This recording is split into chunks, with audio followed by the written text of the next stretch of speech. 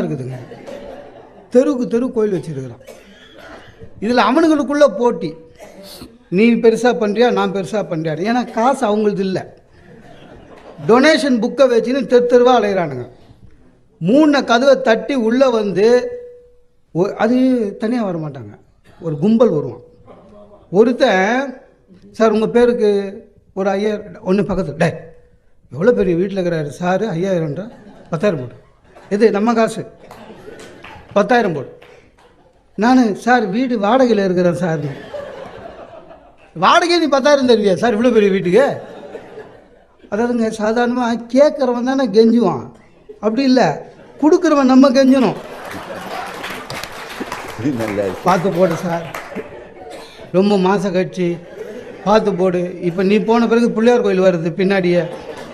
Sir அம்மனுக்கு ஆடி மாதம் தாங்க விசேஷம், நீங்கள் நம்ப மாட்டீங்க சார், புரட்டாசி வரையும் நடத்தினுக்கிறானுங்க. விநாயகருக்கு இன்னும் 3 மாதம் எக்ஸ்டெண்ட் பண்ணுறானுங்க.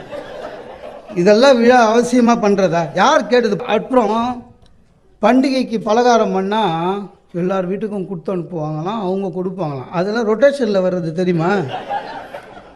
நிஜமாங்க. இந்த லேடிஸ் எல்லாம் திடீர்னு வீட்டுக்கு போனோம்னா, நம்ம ஒய்ஃபை கூட்டி போனால் கூட அந்த வீட்டில் இருக்கிற லேடி என்ன பண்ணோம், ஜாக்கெட் பீஸ் வச்சு கொடுக்கும். தாம்பூலம் மாதிரி வரும்போது யாரும் தச்சு போட மாட்டாங்க, அதை அப்படியே பீரோவில் வைக்கணும். ஏன்னா இவங்க வீட்டுக்கு யாராவது வரும்போது தான் தள்ளி விடுறது. அது ரொட்டேஷன் ஜாக்கெட்னே பேர் அதுக்கு. ஏன்னா தச்சு போடுற மாதிரி எடுத்து கொடுக்க மாட்டாங்க, அது வேறு விஷயம். என் ஒய்ஃபு கிட்ட சொன்னேன், ஒரு மரியாதைக்கு அதை தச்சு போடணும், இல்லை நீ வேறு 60 சென்டிமீட்டர் தான் இருக்குது, ஒரு கை தான் வரும்னா. நடுவர் அழகாக சொன்னார், சார் போன தீபாவளி அன்னைக்கு முடிஞ்ச உடனே தமிழ்நாட்டில் எல்லா மாவட்டத்தையும் சேர்த்து 47 பேர் அரெஸ்ட் பண்ணிச்சு போலீஸ்.